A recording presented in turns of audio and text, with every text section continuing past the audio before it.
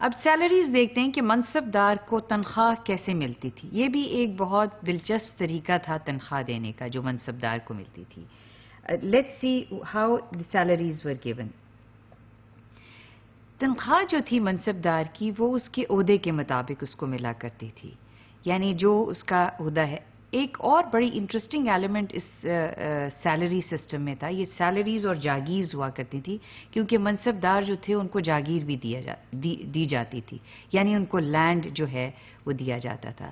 اچھا، منصبدار کا ایک جو تنخواہ ہوتی تھی اس میں اس کی تنخواہ ایک قسم کا بجٹ ہوتا تھا جو اس کو مہینے کا ملتا تھا، اور اس بجٹ میں اس کو وہ تمام جو اس نے گھوڑے رکھے ہیں اور اونٹ ہیں اور ہاتھی ہیں اور بلک کارٹس ہیں اور جتنے بھی اس نے لوگ رکھے ہیں اور اس کی اپنا پرسنل ایکسپینڈیچر جو ہے وہ تمام شامل ہوتا تھا. یعنی حکومت اس کو ایکسٹرا کوئی الاؤنس نہیں دیتی تھی، اس کی تنخواہ ہی کو ایک قسم کا بجٹ سمجھا جاتا تھا جس میں سے اس نے یہ تمام اخراجات جو ہے پورے کرنے ہوتے تھے.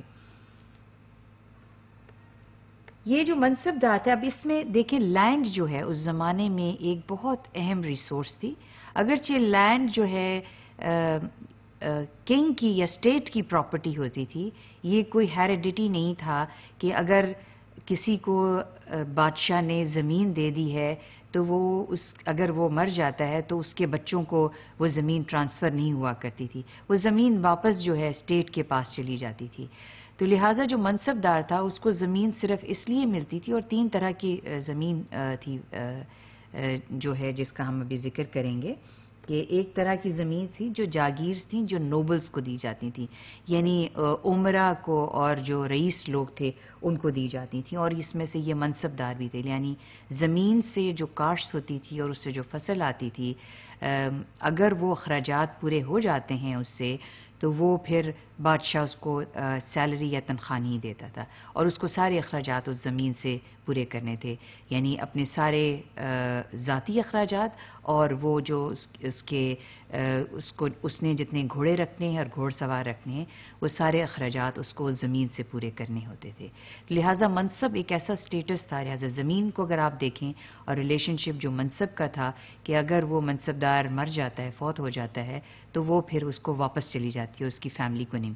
تو اسٹیٹ لینڈ جو تھا وہ ہمیشہ اسٹیٹ کا لینڈ تھا، اور منصبدار صرف اس زمین کو استعمال کر سکتا تھا اپنے اخراجات پورے کرنے کے لیے.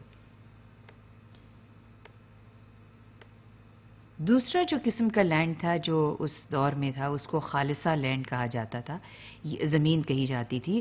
اور یہ زمین جو تھی یہ صرف اور صرف اس پہ کاشت جو تھے وہ کسان کیا کرتے تھے، اور اس سے جو آمدن ہوتی تھی وہ سیدھی بادشاہ کے ٹریجری میں یا خزانے میں جاتی تھی.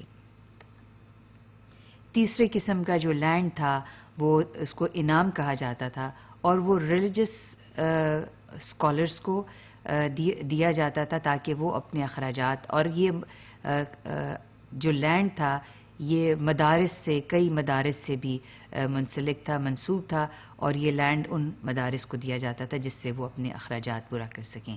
تو آل ان آل جو اس میں تنخواہ دینے کا طریقہ تھا وہ یہ تھا کہ لینڈ ہوتا تھا، اگر لینڈ دے دیا ہے، نہیں تو پھر بادشاہ کے ایکسچیکر سے منصبدار کو ایک تنخواہ ملتی تھی.